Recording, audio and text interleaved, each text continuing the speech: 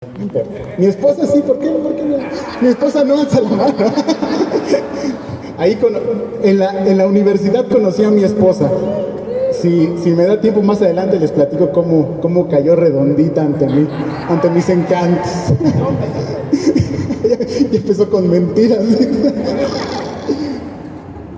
Y cuando las primeras veces que yo pues tenía mi corazón roto, estaba triste, deprimido, entonces comencé a ir a estas pláticas que daban en la universidad, a estas reuniones en donde jóvenes universitarios comenzaban a estudiar la palabra de Dios.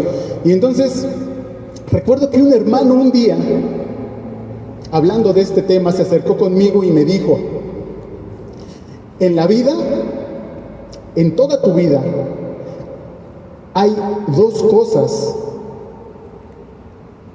súper importantes, mega importantes. Son las dos decisiones más importantes que tú vas a tomar en toda tu vida.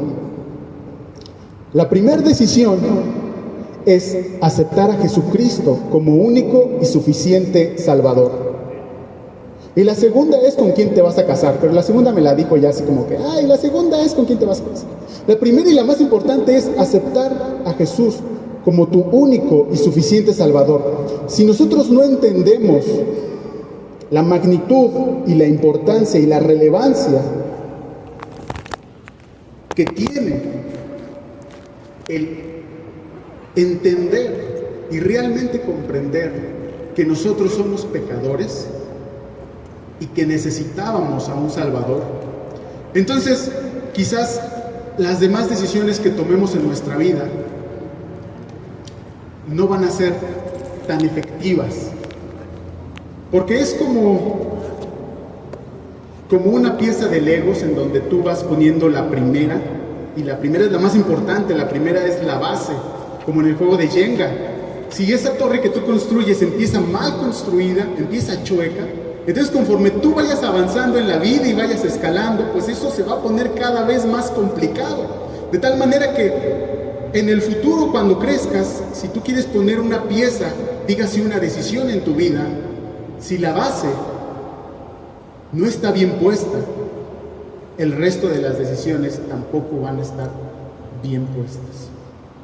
Entonces, una de las primeras cosas que me dijo este hermano es, primeramente, que yo tuviera la certeza de que era pecador y de que Cristo y de que Dios es santo. No podemos comprender nuestro pecado a no ser que primero no entendamos que Dios es santo. ¿Y qué significa que Dios sea santo?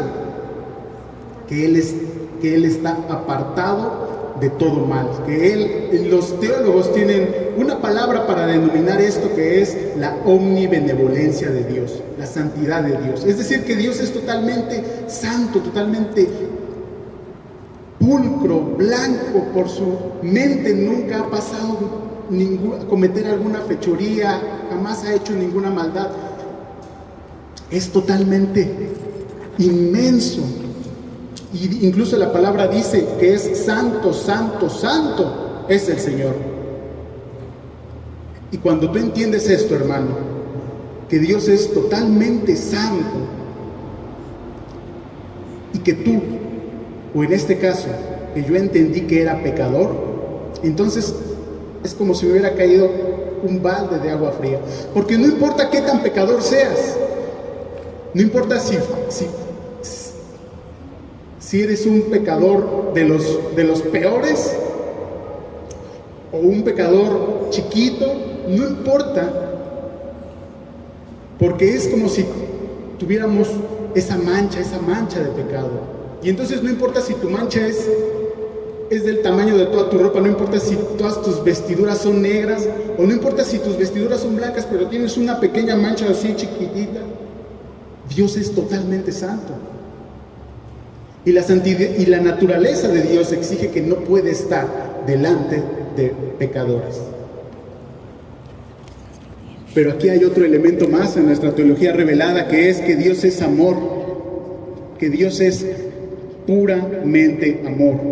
dice la palabra en 1 de Juan, no solamente que Dios tiene amor, sino que Dios es amor en sí mismo. Dios es totalmente amoroso.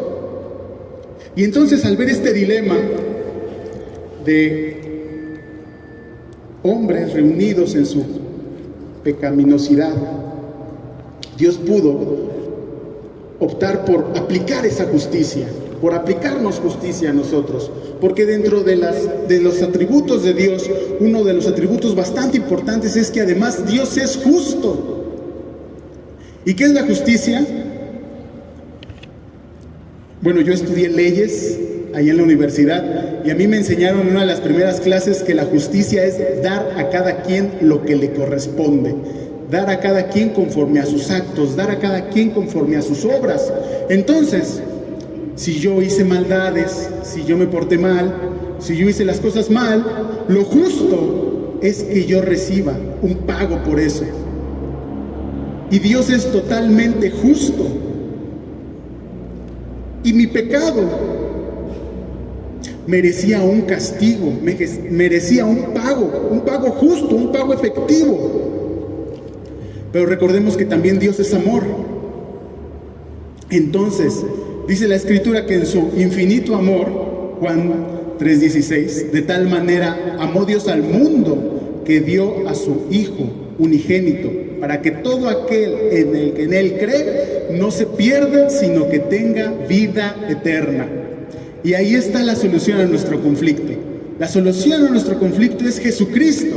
Jesucristo siendo Dios, siendo plenamente Dios, siendo ese ser blanco, puro, santo, se encarnó y vino al mundo, vivió una vida perfecta y en la cruz cargó con todos nuestros pecados, los pasados, los presentes y los futuros, por los de toda la humanidad que quisiera aceptar ese regalo, humanidad pasada, humanidad presente y humanidad futura.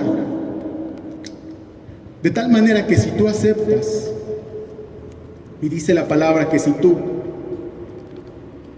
aceptas al Señor Jesucristo, lo confiesas con tu boca que Jesús es el Señor y crees en tu corazón que Dios le levantó de entre los muertos, entonces eres salvo. Y el día que tú te mueras,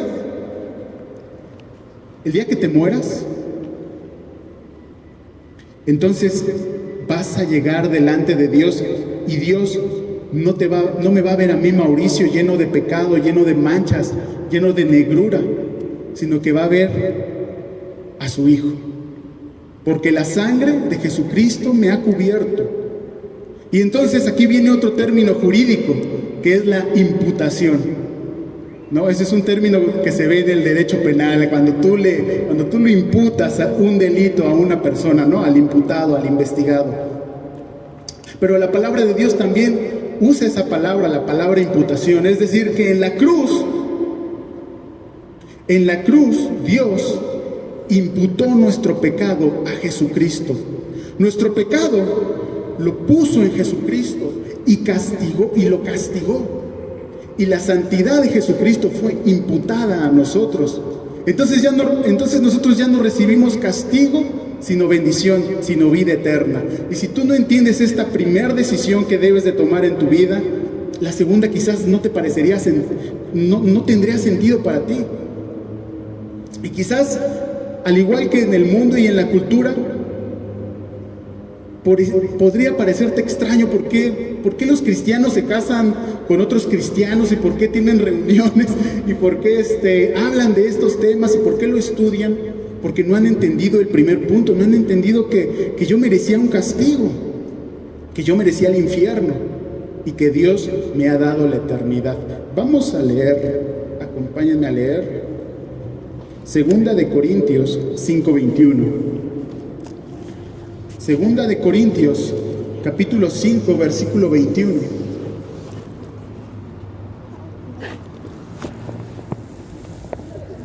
Segunda de Corintios, capítulo 5, versículo 21, que dice: al que no conoció pecado, por nosotros lo hizo pecado, para que nosotros fuésemos hechos justicia de Dios en él.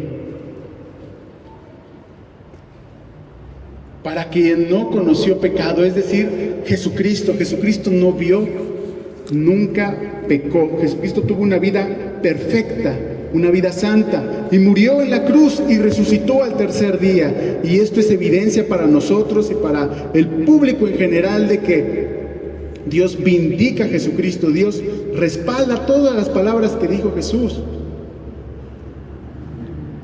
Sin eso, hermanos, quizás el tema de hoy te parecería irrelevante.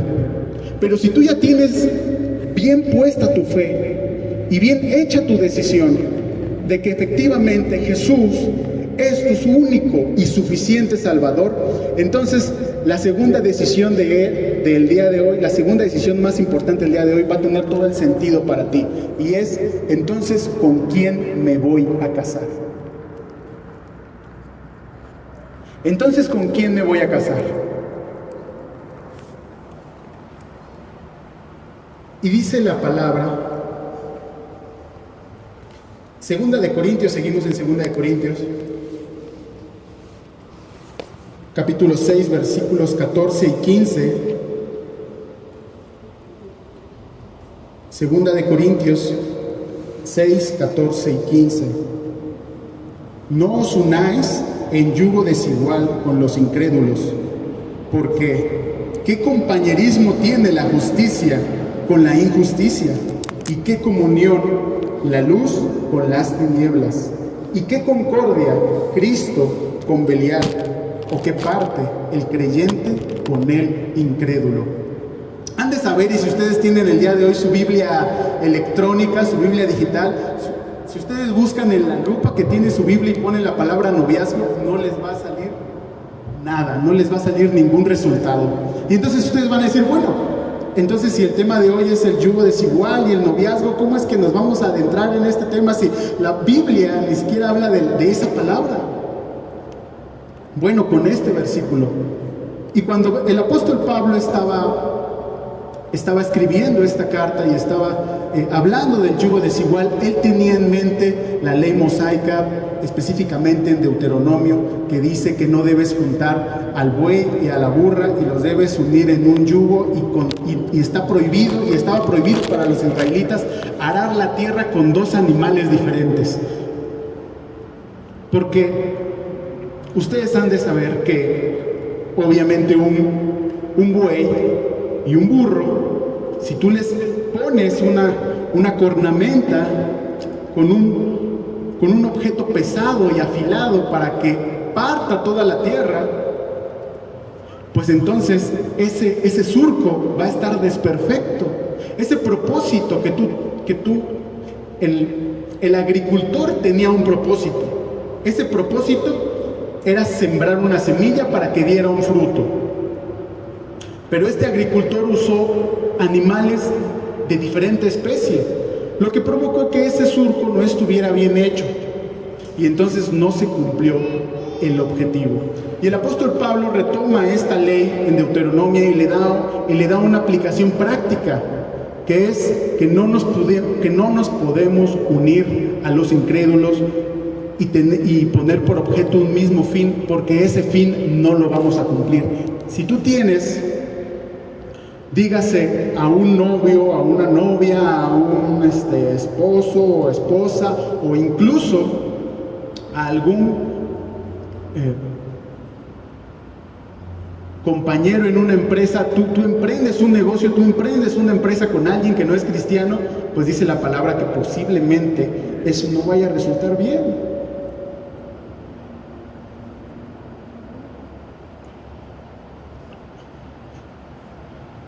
Cuando yo empecé a estudiar este tema y me empecé a adentrar en él, escuché un chiste que decía que llegaba una jovencita cristiana y llegaba con su pastor. Entonces la jovencita le decía: pastor, tengo un problema, mi novio no quiere aceptar a Cristo. A lo que el pastor, después de unos segundos, le decía a la jovencita: ¿usted qué me recomienda? Mi novio no quiere aceptar a Cristo, ¿usted qué me recomienda? Y el pastor le dijo: pues que los dos se hagan cristianos. Lo que les recomiendo es que los dos se hagan cristianos primeramente. Porque si tú no comprendes que el Señor Jesús fue latigado, fue torturado, fue clavado en una cruz y la ira de Dios estuvo sobre él, entonces tú te unes y tienes un propósito con quien sea, con quien toque, con que me guste, con que sea atractivo, con que me haga reír, con que tenga dinero, que tenga carro. Eso es lo de menos. Y es que en mi caminar, como les platicaba al principio de la predicación, yo me hice cristiano en la universidad. Y desde la preparatoria, y ustedes no me dejarán mentir, desgraciadamente vemos personas y vemos jóvenes y vemos señoritas, y a veces nos damos cuenta que una parte de sus problemas, ellos mismos han entrado a esos problemas por malas decisiones que han tomado. Y no me dejarán mentir, yo estudié en un CECITEM en Ixtapaluca, que es el equivalente al CONALEP, y entonces tiro por viaje, ¿verdad? Que salían las compañeritas pues ya embarazadas, con hijos, y a veces uno ve pues su tristeza, su dolor. Muchas jovencitas estando embarazadas, de un día para otro ya no iban, ya dejaban de asistir a la escuela. Lo mismo pasaba en la universidad. Personas jóvenes embarazadas que por esa obligación que habían contraído tenían que dejar sus estudios. No mencionemos si quieres si el chavo les respondió o no le respondió. Veamos el hecho de que tuvieron que abandonar sus estudios. Y no sé si ustedes lo sabían, pero hay una estadística clara y contundente que si tú tienes un hijo en la etapa de prepa, de secundaria, muy posiblemente se te va a dificultar la vida, se te va a dificultar la brecha salarial, la cuestión económica. No estoy diciendo con esto que sea imposible, pero mi punto es que muchos de estos problemas, a veces como jóvenes, nos los buscamos. Cuando la Biblia es clara, la Biblia nos da una alternativa buena, una alternativa justa, una alternativa piadosa, que es tener a alguien con el mismo propósito que tú tienes. Porque supongamos que tú tienes un novio o una novia que no es cristiano. ¿Ok? Avanzas en la vida. Y cuando avanzas en la vida, te das cuenta que esta persona o dijo que era cristiano y no lo era, o directamente y tajantemente rechazaba el mensaje del Evangelio y rechazaba la gracia de Dios. ¿Tú estás consciente que si ese matrimonio avanza y avanza y avanza y tienes hijos con esa persona va tarde o temprano a morir y no vas a estar en la eternidad con él? Peor aún, si tienen hijos, ¿estás consciente que los hijos que tengas con esa persona no le vas a compartir el mensaje con él? Y es bastante triste porque mi esposa y yo conocemos parejas en donde más triste, y no solamente triste, sino como que hasta te saca de onda, porque no estamos hablando de que un matrimonio se convierte y primero se convierte uno y luego se convierte el otro. Ese no es el tema de hoy. El tema de hoy es cuando tú ya eres cristiano y decides tener un novio que no es cristiano. Y ese tipo de parejas conocemos mi esposa y yo. Pero una persona que se decía o que dice ser cristiana, pero que se consiguió un novio o una novia que no era cristiana, y que después se casaron, tuvieron hijos, y cuando la persona quiere ir a la iglesia, le dices, ok, ve tú, pero al bebé déjamelo ahí, al niño déjamelo, el niño no va a ir a la iglesia. Claro, esto es triste y hay que estar orando y hay que estar trabajando con esos matrimonios, pero recuerden, yo les estoy poniendo el ejemplo de alguien que se buscó un novio y una novia que de entrada era así. Y entonces, estarán de acuerdo conmigo que ese tipo de problemas se pudieron haber evitado, se pudieron haber previsto. E imaginen, yo no pudiera imaginar lo doloroso que puede ser para alguien cristiano, que no lo dejen, no solamente que su pareja no vaya a la iglesia y no se congregue y no crea en Cristo, sino que no lo dejen llevarse a su bebé o a su hijo, o a su hija, o a su bebecita. Eso debe de ser una de las mayores tristezas para quien comprende la primera decisión y quien ya tomó esa primera decisión en su vida.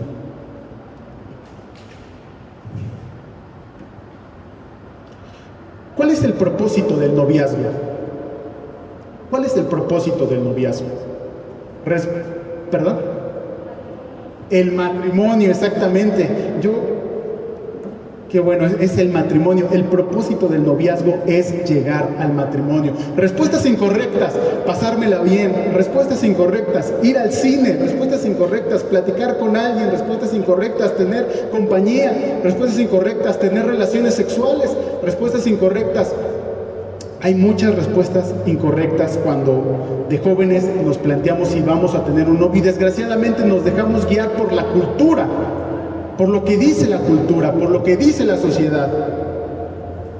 No es que debes de tener un novio y debes de tener, porque esa la he escuchado, y debes de tener relaciones sexuales, pues para saber qué te gusta, para ver si te gusta o no te gusta. Como que no entienden que Dios es omnisciente y Dios está en control de todo, y es Dios quien te pone a tu pareja. Y claro que si tú sigues eso, tu vida sexual va a ser plena, va a ser completa, va a ser satisfactoria. Pero de repente la gente de la sociedad saca una serie de cosas sin relevancia, como que son al final pretextos para no admitir que sí, que todos somos carne, que todos somos pecadores, que todos tenemos esa tendencia. Pero entonces, la hermana lo dijo bien, el objetivo del noviazgo es llegar al matrimonio. Si tú tienes un novio o una novia y el objetivo de ese noviazgo no es llegar al matrimonio, esa relación es incorrecta. Dios desaprueba esa relación. Ya lo acabamos de leer en 2 de Corintios. Y ahora les va una más complicada. Si el propósito del noviazgo es el matrimonio, entonces ¿cuál es el propósito del matrimonio?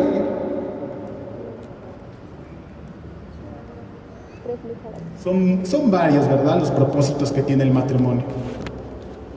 A mí se me vinieron a la mente 3. El principal, obviamente, es dar ese testimonio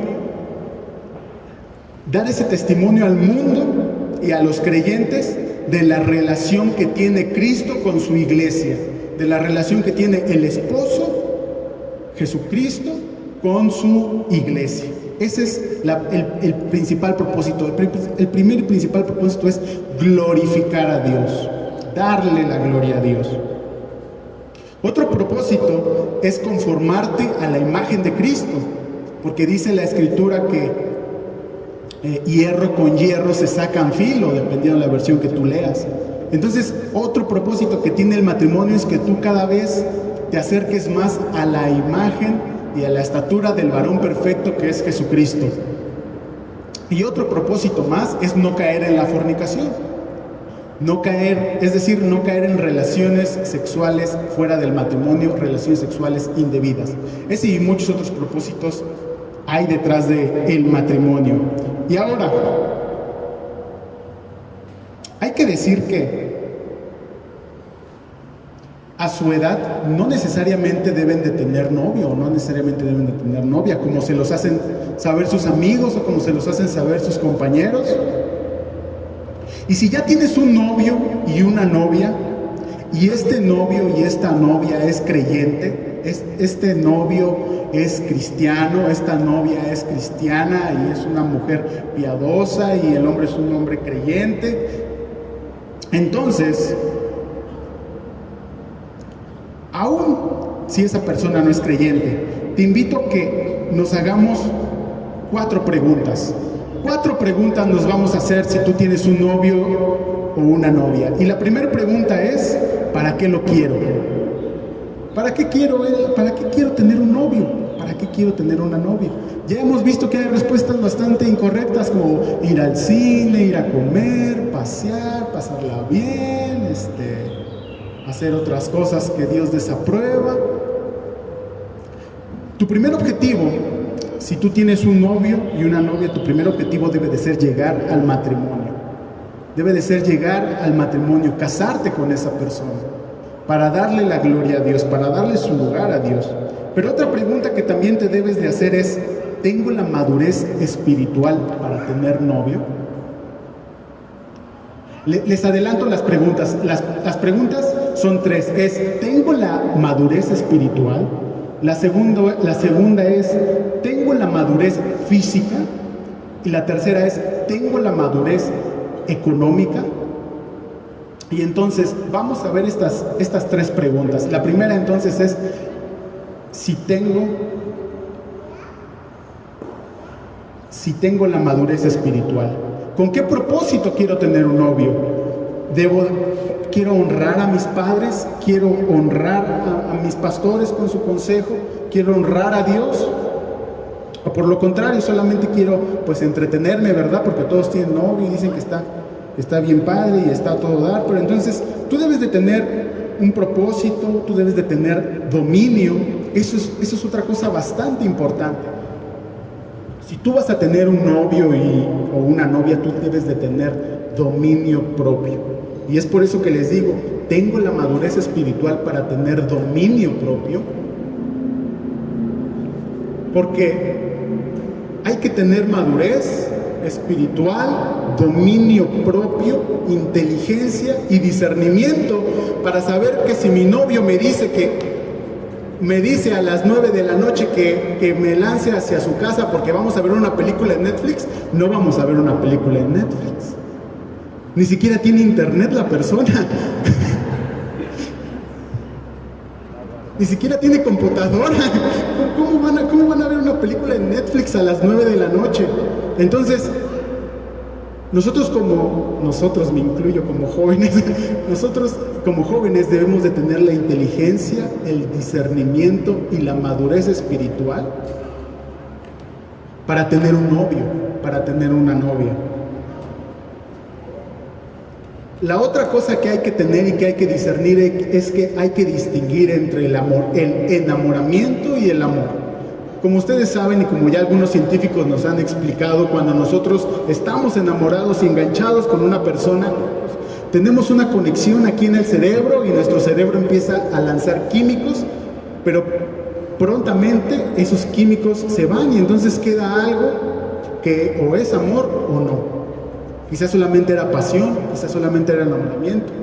¿Es amor o no es amor? Y otra cosa más importante, considerar que el amor bíblico no son solamente sensaciones en el estómago como de una mariposa, sino que el amor bíblico es una acción, es ver por el otro, es procurar al otro, querer el bien del otro. El Señor Jesucristo dijo, un mandato les doy, que se amen. Pero el mundo nos dice que el amor es un sentimiento nada más. Pero claro, si el amor solamente fuera un sentimiento, pues Jesucristo entonces estaría loco, porque ¿cómo voy a forzar a alguien a tener un sentimiento? Eso sería ridículo. Yo no le puedo decir a mi bebé, vas a ir a la escuela y vas a tener un sentimiento de alegría en la escuela. Yo no puedo obligar a mi hijo. Puedo obligarlo a ir a la escuela, pero no puedo obligarlo a tener sentimientos emocionantes acerca de la escuela.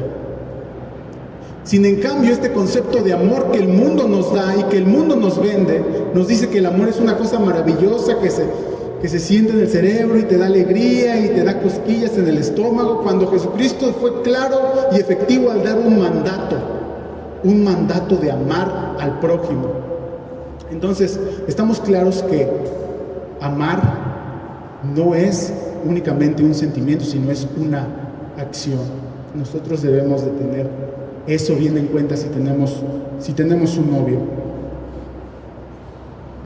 Otra de las cosas, y es nuestra segunda pregunta, es, ¿tenemos madurez física?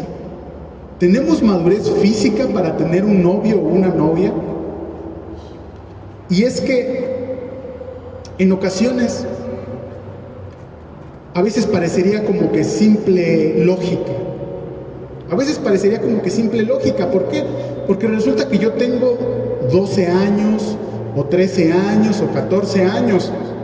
Eso significa que a mí todavía me falta entrar a la preparatoria, me falta concluirla, me falta quizás, si está en mis planes, estudiar en la universidad, 3 a 5 años en la universidad y luego conseguir un trabajo. Entonces yo le estoy echando cuentas de tener un novio como unos 8 años.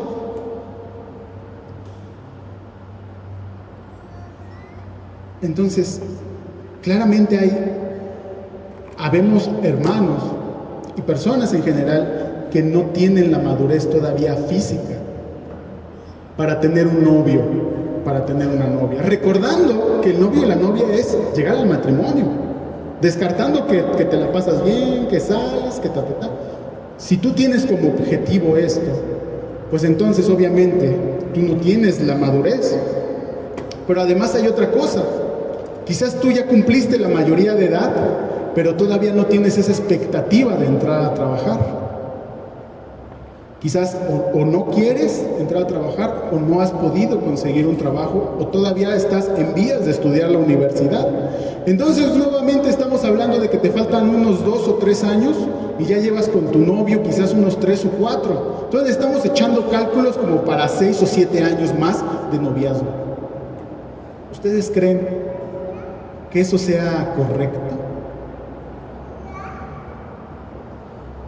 Y no seamos ingenuos.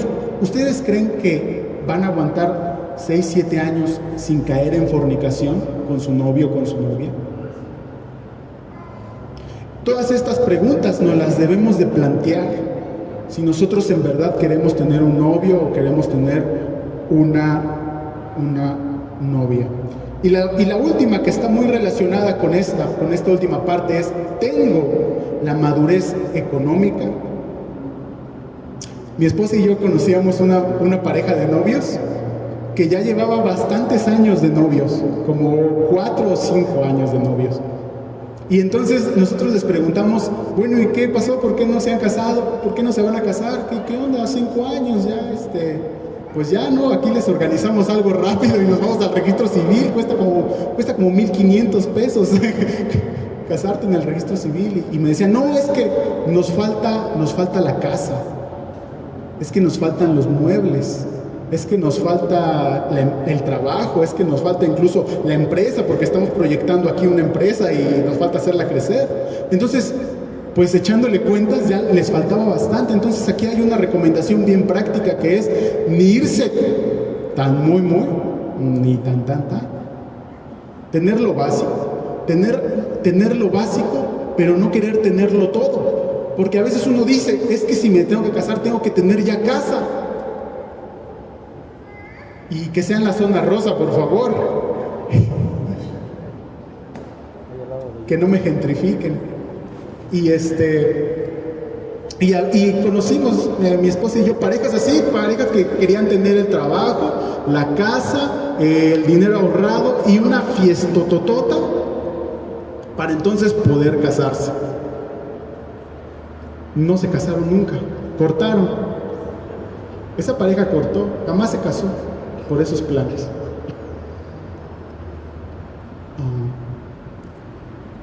Afortunadamente tengo una esposa que se sabía, pero así, los versículos y los libros, y ella me compartía libros acerca del noviazgo, y yo así como de, yo además quiero ser tu amigo, pero me compartía libros acerca del noviazgo. Y entonces una de las cosas que mi esposa y yo tuvimos claras desde el principio, y esto quizás gracias a mi esposa me puso mayor claridad en eso, es que hiciéramos una cuenta de ahorro. Y que en esa cuenta de ahorro conjunta comenzáramos a ahorrar lo poco que teníamos o lo poco que sacábamos de nuestro trabajo, para entonces algún día poder comprarnos nuestros muebles. Entonces aquí hay una recomendación bien práctica y bien sencilla. Confía en Dios, confía en que si tu noviazgo está bien fundamentado. Él va a cumplir un propósito específico en él y Dios te va a proveer de todo lo que necesitas. Es bonito, y yo lo he visto con mi esposa, ir construyendo de a poco.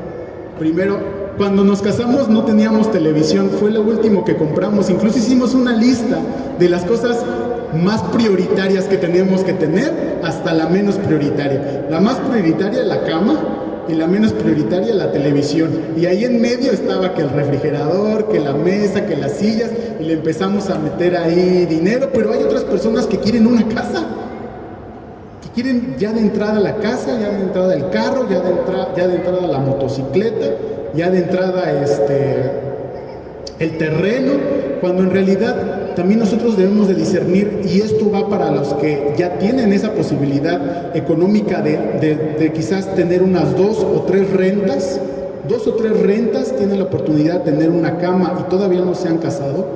Yo les animo a que ya se casen. Si ustedes ya tienen un trabajo, hermanos, porque incluso la Biblia no distingue. La Biblia no habla de adolescentes, habla de la juventud, no habla de la adolescencia como tal. Para la Biblia, y para algunos que interpretamos la Biblia, la vemos como niños y adultos. En el momento en el que tú ya sabes y distingues el bien y el mal, tú ya eres un adulto. Entonces, como adulto, si tú tienes un novio o una novia y ya llevas 2, 3 años, ya tienes un trabajo, ya te pudieras juntar 2 rentas, 3 rentas, quizás no en Polanco, quizás no en la ciudad, pero aquí en Tizayuca, yo te animo a que ya te cases. Ya te cases, porque dice la palabra de Dios que es mejor casarse que andarse. ¿Que andarse qué? Que andarse quemando. Es correcto. Entonces, la verdad es que cuando tuvimos nuestra cuenta de ahorro, Dios empezó a proveernos más, y veíamos cómo esa cuenta pues crecía un poquito y un poquito y un poquito, porque el principal motivo por el cual los jóvenes no se quieren casar el día de hoy es porque no hay. Es porque no hay algo. Es quizás porque no hay economía, porque ya no hay casas, porque ya no hay casas baratas, porque ya no hay terrenos, porque ya no hay casas en la Ciudad de México, porque ya nací tarde y yo cuando iba en el kinder debí empezarle a meter a mi Afore para que ahorita ya tuviera un dinero. Y entonces, si tú le preguntas a los jóvenes, la principal causa por la que no se quieren casar es por falta de fe, en realidad, o dicho de otra manera, porque quizás las casas están muy caras, porque la vida es muy costosa, porque el mundo es complicado, por N cosas y N cantidad de pretextos que ponen las personas. Pero yo les quiero platicar esto, y yo les quiero dejar patente que si ustedes confían en Dios, Dios les va a proveer para un hogar. Y es algo que yo he visto en mi vida. Es un testimonio que yo tengo con mi esposa. Cuando yo salí de la universidad y estaba como en esa relación de amistad con mi esposa Samantha, estábamos platicando si éramos novios o si no, y le consultamos a su pastor, y le consultamos a mi pastor, y a nuestros papás. Tratamos de hacer las cosas bien, las cosas conforme decían los libros que mi esposa tenía acerca del noviazgo. Quizás algunas cosas nos fallaron porque no fuimos perfectos, quizás en algunas cosas erramos, no fuimos perfectos. Y no es que Dios nos haya bendecido porque hicimos las cosas bien, sino que Dios nos bendijo a pesar de que en algunas ocasiones fallamos. Pero Dios en su misericordia nos bendijo y nos levantó y nos puso un hogar, y nos puso cama y refri, y hasta el último, hasta para la televisión nos alcanzó. Pero yo me recuerdo una vez que yo estaba estudiando en la universidad, y yo estudié, como se los comenté en el principio, la carrera de Derecho. Y si ustedes buscan en Google Derecho, foto de graduación, ustedes van a ver así más o menos como una foto, así como ustedes, pero como 5 veces más. Y eso, año con año. O sea, año con año se gradúan de la licenciatura en Derecho miles y miles y miles y miles de abogados. De tal manera que la oferta laboral es muy complicada. Y hay mucha oferta para tan poca demanda. Entonces yo decía, ¿cómo voy a tener a mi esposa como mi novia? ¿Y cómo voy a llegar al matrimonio si no hay trabajo? Si no hay casas, si no hay terreno, si no hay economía. Y me acuerdo que yo no conseguía trabajo, hermanos, de lo que me dediqué. Entonces, primero ingresé como a un call center. Y en ese call center era un call center de Total Play. Y empecé a dar ahí como que ventas. Y todo era el call center, todo era unos pocos trabajitos y a veces medio tiempo, de tal suerte que los sueldos súper castigados. Y llegó un momento en el que yo le dije a mi esposa, ¿sabes qué? La verdad, llevamos 2 años, yo no te quiero hacer perder el tiempo. Mira, la situación está así, la oferta, la demanda, la economía. Y mi esposa me dijo unas palabras bien padres que se las quiero compartir, que es que tu mayor palanca es el Señor. Tu mayor palanca es el Señor. ¿Por qué? Porque vivimos en un país en donde siempre estamos escuchando, no, para entrar a este trabajo tienes que tener una palanca. Para entrar a este otro trabajo, para entrar al gobierno, para entrar a esta empresa, para tener este cargo, tienes que tener palancas. Alguien te debe de conectar. Y mi esposa me dijo, nuestra mayor palanca es el Señor. De tal manera que yo recuerdo que estaba yo en la glorieta de Insurgentes y estaba yo triste porque había ido a una entrevista de trabajo y no me habían dado el trabajo. Entonces yo estaba bastante triste. Yo tenía una cuenta de ahorro en donde planeaba e iba juntando mis ahorros, mi poquito dinero, para comprarle un anillo de compromiso a la que hoy es mi esposa. Yo hice una cuenta y en esa cuenta depositaba de poquito en poquito una cierta cantidad de dinero para comprarle un anillo de compromiso a mi esposa. Pero en eso se me acabó el trabajo, salí a buscar trabajo y me encontré con que no había trabajo. Y entonces yo vivía en un estado quizás de tristeza, quizás hasta de depresión, porque yo veía cómo mi cuenta de ahorro bajaba. Y entonces como que cada vez ya me alcanzaba menos para el anillo que yo quería. Yo quería un anillo así grandote, con varias piedras, y era de 24 quilates, y de repente yo veía que ya no me alcanzaba para el de 24 quilates, sino para el 14, el de 14, y ya no me alcanzaba para el de 14, sino para el de 10. Y yo estaba muy triste, y me acuerdo que estaba sentado en la glorieta de Insurgentes. Estaba bastante deprimido, preguntándole a Dios qué iba a hacer. Y de repente sale un hermano del metro con su traje y su corbata y su portafolio, y se sale caminando. Y me ve sentado en la glorieta. Y me dice, ¿qué pasó, hermano? ¿Qué haces? Y ya le digo, no, hermano, compañero con el que estudié Derecho. No, hermano, es que pues todo aquí no le platiqué mucho, yo lo veía muy ocupado. Y solamente le dije a mi hermano, si sabes de algo, apliqué la clásica, ¿no? Cuando no tienes trabajo, ves a alguien y le dices, ay, si sabes de algo, ay, si sabes de algo, me avisas. Y me dice, sí, ¿cómo no, hermano? Y ya se fue. Pues al poco tiempo me marcó. Yo a esa persona no le hablaba en la universidad. Yo sabía que era un hermano en Cristo, pero yo no le hablaba en la universidad. Él tenía su amigo, su grupito, y yo tenía mi grupito. Nos saludábamos y todo, pero yo no le hablaba mucho. Y un día levanto el teléfono y es él. Me pregunta que si me interesa el trabajo. Voy y me quedo.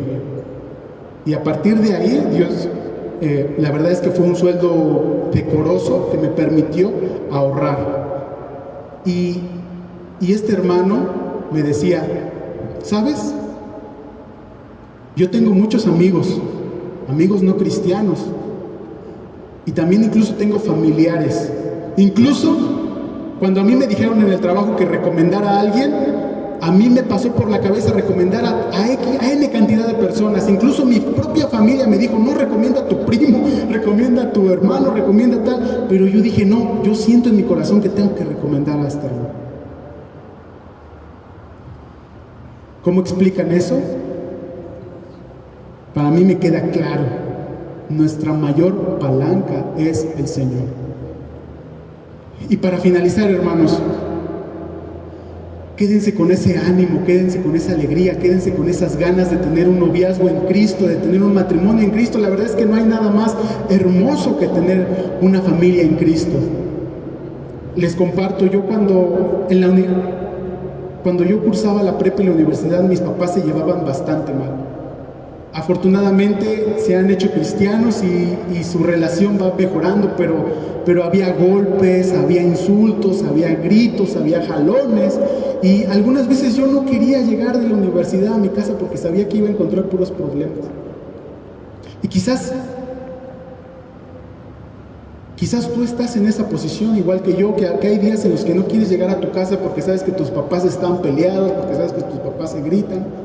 Pero créanme, hermanos, que es bien bonito terminar el trabajo y cuando me voy acercando a mi casa escucho la puerta y escucho a mi bebé que está llorando y a mi esposa que está están ahí jalándose los pelos los dos. Y que tú tienes ese deseo de llegar a tu casa, de llegar a tu hogar, chiquito, así nuestro hogar es un huevito chiquito y está alejado de la ciudad, pero es hermoso llegar y ver a mi esposa y ver a mi bebé. Y el mensaje concreto es: no crean que Dios me bendijo con mi esposa y me bendijo con mi bebé porque yo hice las cosas bien.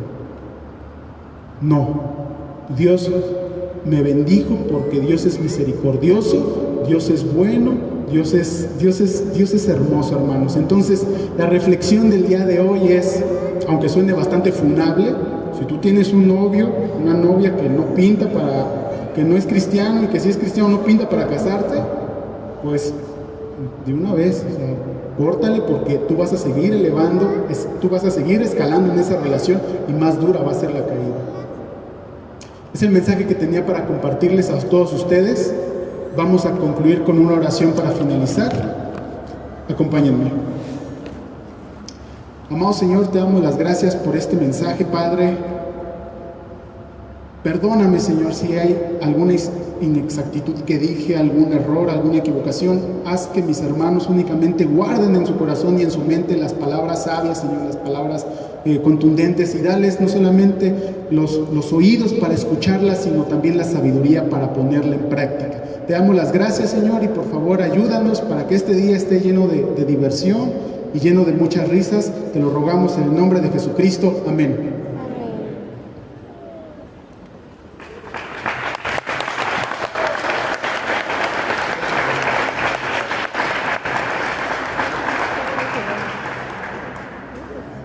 Gracias Mauricio. Y bueno, hermanos, pues vamos a pasar a más actividades. Necesitamos igual voluntarios, hermanos voluntarios que nos ayuden a organizar. Hay una canchita de fútbol de este lado, la alberca. ¿Sí?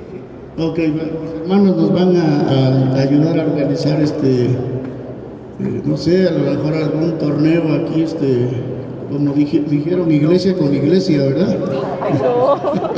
No, dijimos que revueltos. Sí, entonces vamos a darle el micrófono a nuestro hermano Paco. Él nos va a guiar, sí, nos van a guiar en las actividades. Y recuerden, hermanos, de 1 a 2 vamos a tener los alimentos. Sí, entonces tenemos aproximadamente una hora de actividades, y a la 1 vamos a pasar a donde está la entrada enfrente. Hay un tipo restaurancito, ya está con las mesas y todo, y vamos a pasar a los alimentos. Sí, entonces le paso el micrófono a mi hermano Paco. Hermanos, ¿cómo estamos? Ay, hermanos, creo que en mi generación cuando hacíamos todo, ¿cómo estamos? Todos hacíamos bien. Hermanos, parece, ahorita vamos con la pila, ¿verdad? Y tenemos la pila abajo. ¿Cómo estamos? Okay, espero que estés bien. Hermanos, hay premios, ¿sale? Hay premios. El equipo ganador para el equipo va a haber papas, o sea, papas me refiero, frituras, pues, ¿cómo se llama? Una bolsita para cada uno y refresco para cada uno. ¿Está bueno el premio o no? Está bueno el premio, ¿sale? Entonces, mientras se preparan, ¿verdad? Porque necesito que preparen aquí las 6 mesas, así a lo largo, 6 mesas. Ajá. Mientras se preparan, tengo unas preguntas para ustedes y necesito de mi, ¿cómo se llama? De mi ayuda idónea. Y todos decimos, mi ayuda idónea. La verdad es que lo que escuchamos, hermanos, es ciertísimo. Pregunta para ti por 10 puntos. ¿Sale? Quien alce primero la mano y me responda, obviamente la alza y yo le digo quién, y si me responde bien, tiene 10 puntos para su equipo. ¿Sale? Acuérdense que estamos tomando notas para los equipos, ¿ok? ¿Están listos todos? ¿Sí? Conforme a lo que acaban de escuchar. Hermanos, ¿qué preferirías como tu pareja? La que Dios tiene preparado para ti. Bueno, o sea, no la que Dios tiene preparado para ti. A ver, déjame recomponer la pregunta. ¿Qué preferirías como pareja? ¿Alguien que ha besado mucho? ¿Que se ha acostado con muchas personas y ha tenido sexo con muchas personas? ¿Que no tiene valores? ¿Que no tiene principios? ¿O preferirías a alguien que se ha guardado para el matrimonio, que no ha besado a nadie, que no ha estado con nadie en la cama, que no ha tenido sexo? ¿Cuál de las dos preferirías?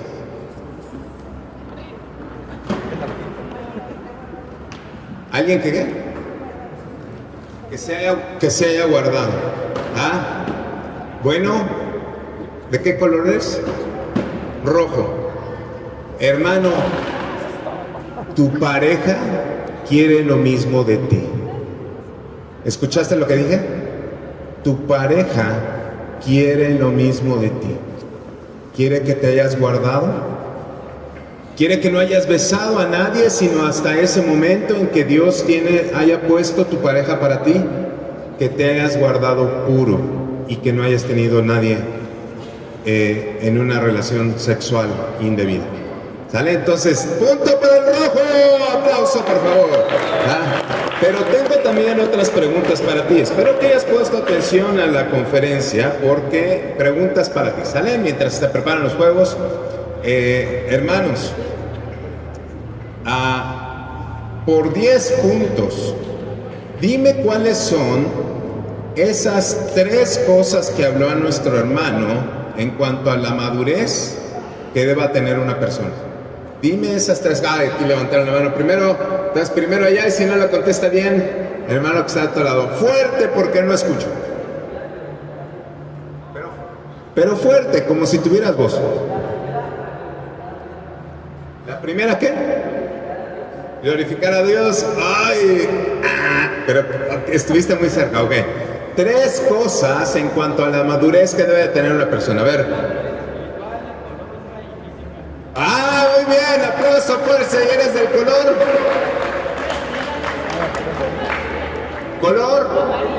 Amarillo, ok. Entonces amarillo tiene de otros 10 puntos el rojo. Bueno, por 10 puntos más, hermanos. A ver, hermanos. 10 puntos. ¿A qué? Participen, hermanos. No veo manos levantadas.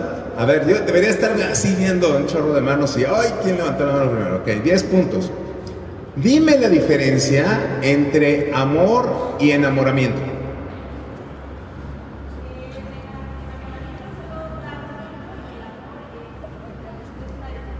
10 puntos, si es del color azul. A ver, ¿puedes repetir lo que dijiste, por favor? El enamoramiento es algo pasajero, algo que solo dura un poco tiempo, y el amor es para siempre. Un aplauso fuerte para el equipo azul. Ok. Hermanos, 10 puntos más. Y nos vamos a preparar porque vienen los juegos, hermanos, y entonces nos vamos a mojar, nos vamos no vamos a jugar, obviamente no se vale cometer faules, hermanos, sino vamos a tratar de jugar bien, ¿verdad? Pero tratar de ganar, porque ¿qué premios hay? Papas y refresco. ¿Te gustan las papas y refresco? Oh, chale, algunos no les gustan las papas. ¿A quién sí le gustan las papas y refrescos? Ay, voy a tener que aumentar. A ver, miren, además de las papas y refrescos, ¿ya? Para cada integrante del equipo, ¿verdad?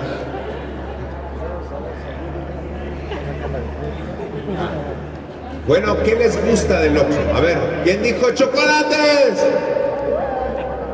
¿Papas? ¿Refrescos? ¿No les gusta nada, hermanos? ¿No tuvieron niñez? Ok, bueno, a ver, por 10 puntos más. Y me encantó porque, hermanos, ese mensaje también el Señor me lo ha puesto en mi corazón, ¿verdad? El Señor me lo ha puesto en mi corazón últimamente, y teniendo, o sea, bueno, dime, hermano, a ver, esta respuesta es que me digas lo que dijo el hermano y dime un versículo que respalde ese dicho, ¿sale? Y dime un versículo que respalde ese dicho. ¿Estás listo? ¿Lista? ¿Ok? ¿Sí? ¿Todos? Dime, ¿cuál es tu mayor palanca? A ver, por ahí levantaron la mano primero. Pero, ¿y el versículo? Venga. ¿Qué dice?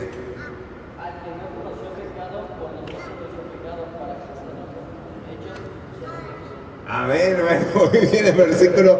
Y se lo damos por buena. Un aplauso, por favor, y es el equipo. ¿Qué color? Naranja, por favor, del equipo naranja. Hermanos, ¿quieres escuchar otro versículo? Apréndetelo, por favor. Cuando yo conocí a Cristo fue un versículo que me ha seguido desde ese momento hasta la fecha. Y el versículo es Juan 15:5. Por 10 puntos. ¿Quién me lo dice de memoria? Juan 15:5. Venga.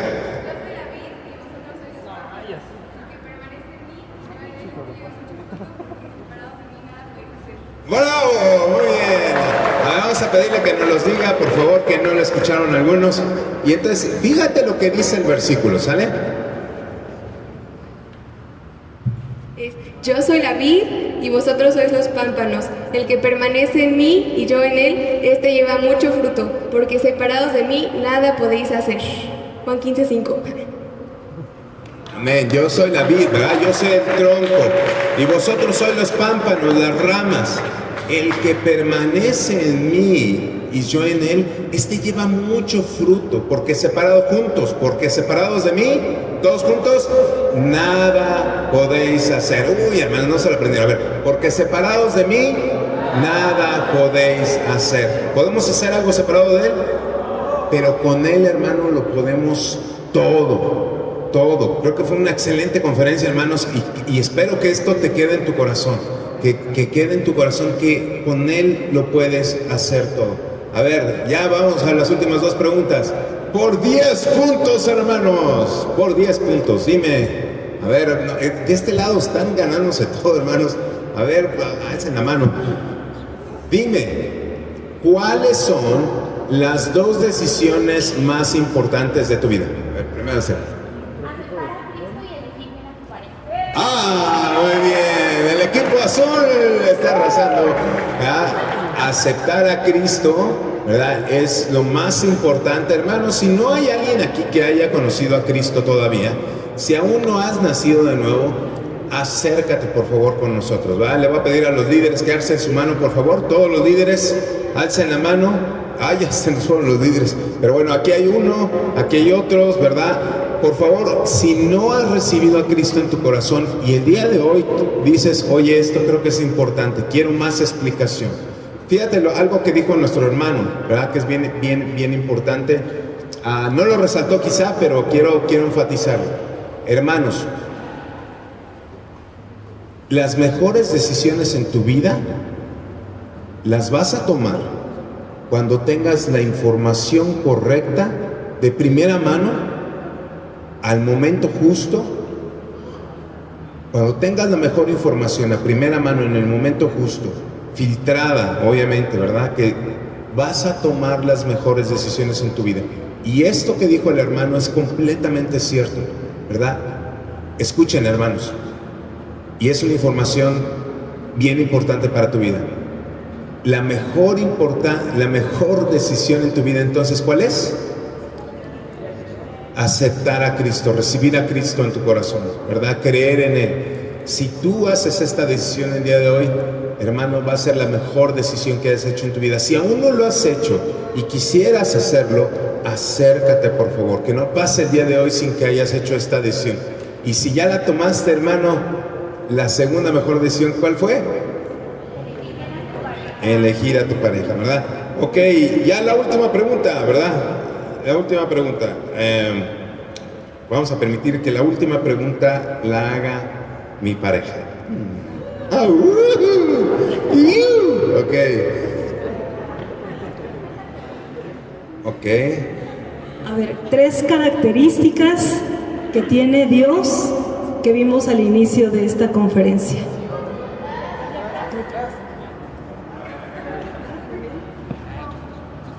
Pues es santo, es justo y es amoroso. ¿Qué color? ¡Azul! ¡Wow! Los azules están arrasando. Hermanos, bueno, pues yo espero que le den gracias a Dios por nuestro hermano, ¿verdad? Y ora por él, ora por su familia. ¡Wow! ¡Qué conferencia escuchamos el día de hoy! Yo espero que haya sido de mucho impacto en tu corazón.